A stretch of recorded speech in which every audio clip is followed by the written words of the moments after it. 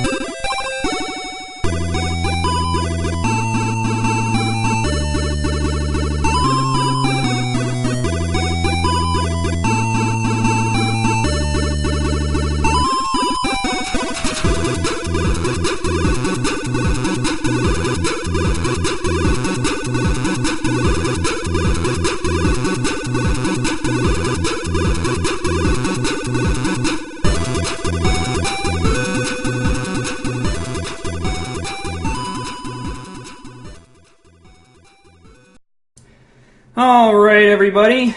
It is Friday, January 20th. This is CptDomano's Indie Corner, the number one most popular live internet show that takes place in my basement. Yeah, I said that. All right, how's everybody doing today? This week was actually pretty interesting. Not so much for indie games, but just for the internet in general. We had the whole SOPA, PEPA, protest that happened on a couple days back, and we just recently found out that now both of those bills are being shelved for the time being. So good on you, internet, for actually getting politicians to listen to you. We'll just see what ends up happening with that later on. But today I wanted to throw that out there, but I also wanted to talk about the Internet Games Festival, the Independent Games Festival. I had mentioned it last week on my broadcast, and said that there was 5 grand finalists that were announced, and I listed off 5. There's Fez, Frozen Synapse, Spelunker, Johann Sebastian, Joust, and the game that I'm going to be looking at today called Dear Esther. Now, the thing about Dear Esther is that it is actually just nothing more than a mod of Half-Life 2. So it's just a little thing that you can download. The place that I ended up finding it at was, of course, Desura, because that's where I get most of my internet or indie stuff. But essentially, all this is, they call it an interactive fiction or even a ghost story. And essentially, all it is there isn't any actual. It's used with the Half-Life 2 engine or the Source engine. So it is based kind of like a first-person shooter, only you're not really fighting anything, and there's no real conflict in the game. It's more of just the atmosphere and the game telling a story. So we'll see how I do want to show it to you guys today. We'll see how it goes. But because of that, and also because there were so many, there was 5 finalists for the Independent Games Festival. This is going to be another 2-part in CptDomano's Indie Corner. And so what we'll do is we'll take a look at Dear Esther here to start out with, and then take a little bit of a break, and then move on to a little game called Frozen Synapse, which is a pretty interesting churn-based, simultaneous churn-based tactical strategy game. Yeah. Basically, everybody takes turns setting up their churn for their little guys, and everything plays out at the same time. You'll see it explained a little bit better when we actually show it in the second part. But let's go ahead and get right into the game. It is going to take me a little bit to get this set up, only because I was having issues during my sound checks, my little tests before the show, and what was going on was when I would switch between certain audio devices on my computer here, I would end up losing audio completely. So I have to actually manually set everything up here in the background, so that, and you can nope, I do have it muted. Oops. Right. Okay. So that's all that. We'll see what's going on here, and I'm just going to switch over really quick here in 1 second. Make sure. There we go. Okay. So I'm going to flop this down here, and we'll go ahead and take the mute off of there. And now we are looking at Dear Esther. As you can see, obviously with the Half-Life 2 engine here, it's got the same setup and everything, even the same sounds. And so basically, like I said before, this is a very atmospheric game, and so it's one of those where you definitely need to hear it. So please let me know if in the chat the sound is not coming through, and then I'll go ahead and try to fix that as best I can. So I will also admit that I have not played too much of this, only because of the fact that because it is just basically a story, I personally don't want to get too far into it and show later parts of the game so as to ruin the story. So we're just going to go ahead and take a quick look at the beginning of this game. Go ahead and start up a new game here. Cool. All right. Thanks for letting me know that the sound is fine. Dear Esther, the gulls do not land here anymore. I've noticed that this year they seem to shun the place. Maybe it's the depletion of the fishing stock driving them away. Perhaps it's me. When he first landed here, Donnelly wrote that the herds were sickly, and their shepherds the lowest of the miserable classes that populate these Hebridean islands. Okay. 300 years later, even so essentially, what's going on? As you can tell, that there's a narrator, and you have the music going on in the background, and this is really all that you're given. You're just kind of starting out on this dock, and there's this narrator kind of telling a story, and you're assuming that you're the guy, but like I said, I don't know if you are the actual narrator or if the narrator's somebody else that you meet in the game. But essentially, like I said, everything from Half-Life 2 is pretty much here. It's pretty, all the same type of functionality. You got your flashlight. But the one thing that is different is the fact that you can't run. That's deliberate. That's a design choice. And that's just to keep the pacing of the game is very deliberate and very, try to immerse you as much as they can into the actual game. So essentially all you're doing here is just exploring this island, and you're taking your cues from the narrator. There are a couple of issues that I do have, and again, this is the mod version, and I want to make something clear. This was released in 2008. Donnelly reported and the legend of the hermit, I'll wait a bit. a holy man who sought solitude in its most pure form. Allegedly, he rode here from the mainland in a boat without a bottom, so all the creatures of the sea could rise at night to converse with him.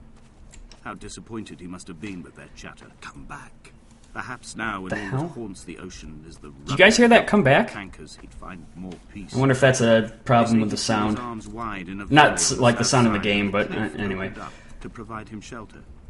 They say he died of fever 116 years later. The shepherds left gifts for him at the mouth of the I'll just keep moving on while this guy talks. They never claim to have seen him. Oof. I have visited the cave and I have left my gifts, but like them, I appear to be an unworthy subject. So the problems that I do have with this is, again, I didn't really illustrate it over there, but it's very easy to get kind of caught in the environment on this. Like, the first time I played it, I actually got stuck and had to restart. I fell right into this crack over here and then ended up getting stuck. There are a couple of those types of things that happen within the game so far that I've seen, but again, it's those types of flaws, I think, are not as important as when you're looking at the actual design and how the game itself is created. I mean, it's a first-person game that doesn't have any conflict, and it's very atmospheric. It's almost People have compared it to Amnesia: The Dark Descent, but that's the other thing, is that there's, from what I've seen so far, there are no monsters that come after you or anything like that. It's just this, it's just this story being told through this narrator. But what I was saying before is that this particular thing that I'm playing here, this mod was released in 2008,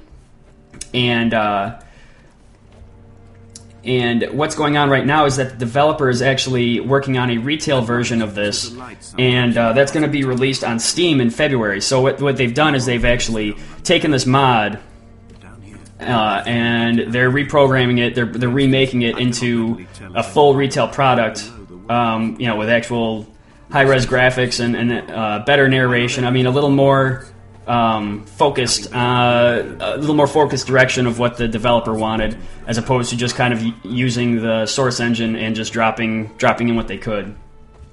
We found Donnelly by the weak afternoon sunlight. He landed on the south side of the island, followed the path to the bay and climbed the mount. He did not find the caves, and he did not chart the north side. And like I said, I was a little hesitant to play this game for the show, only because this really is kind of it. But I wanted the focus of today's show to be on the Games Festival finalists, and just to show everybody what people are voting on here. I don't think that's all I really got for notes on that. But yeah, like I said, it's a very slow. Like I said, I can't run. I don't have a. Whoops! I hit shift too many times. I can't run or anything like that. It's just, like I said, listening to this guy, and it's very melancholy. It's very, like, there's something that happened to this guy, and it's something bad. But you basically have to play through the game to figure out exactly what it was. Okay, and as we look...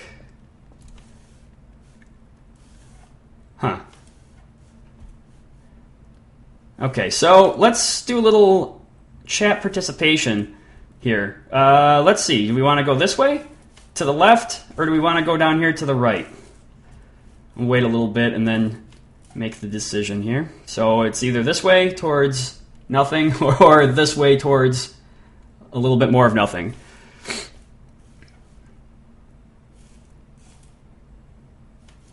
Okay. 4, 3, 2, 1. Alright, I'm just going to go this way. To the right looks more ominous. Okay.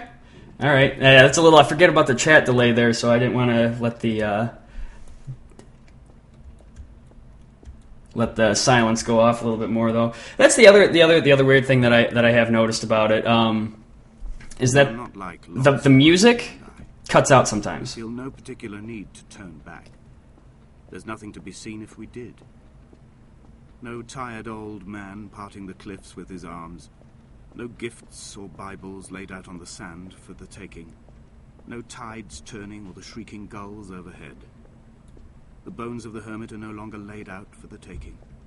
I have stolen them away to the guts of this island, where the passages all run to black, and where we can light each other's faces by their strange luminescence.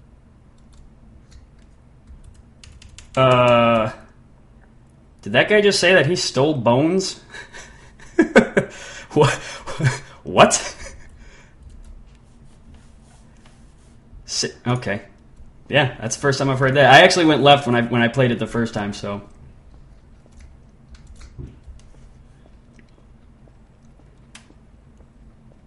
Kind of wish that there would be some music here.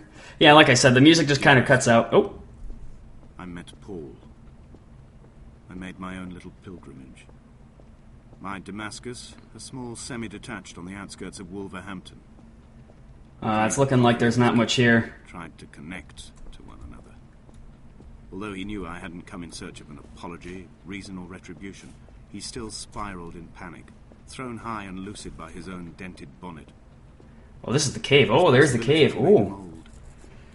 Like us, he'd already passed beyond any conceivable boundary of life. Yes, you can swim, but there is, I did try to just go right out of the, wow, I can't see. I did try to go right out into the ocean, and you can only go so far, and then it just kind of stops you. So really the focus is to stay right on this island, and sodden blanket stuffed into the bottom of a boat to stop the leak and hold back the ocean. My neck is staring up at the aerial. Did you guys hear that? A dull throb in my gut where I am sure I've begun to form another stone. In my dreams, it forms into a perfect representation of Lot's wife. What's this now? Over her shoulder, staring along the motorway at the approaching traffic. Is that a vacuum of fatalistic calm? I realize now that I'm actually on the bottom of your screen, kind of looking like this, and all right, let's fix that. Yeah. Okay, so apparently that... What is... Do you hear that?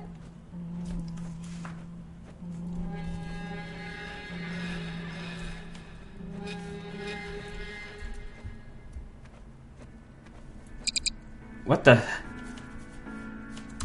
Okay, there we go. Okay, well, at least the music's back. That's reassuring. Okay, so I went through that whole cave. I don't know if you saw. It's just basically you went around this... you just went around this little rock here. So nothing there. There's all these little carvings, too. I'm not really sure what those are about. But, okay, so that's that. Let's wander back. Why does my flashlight keep going on and off? I don't like that.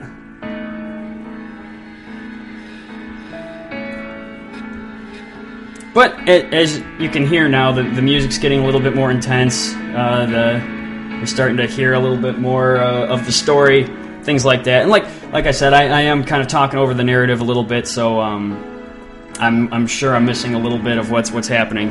But as you can see, this is pretty much what the game's about. It's an interesting little modification.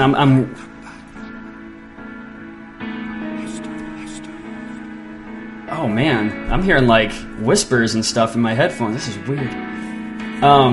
But yeah, like I said, it's an interesting little take on the first person genre. Because this came out in 2008, I will say, since it came out before Amnesia, I'll give this game a little bit more little leeway. But Amnesia definitely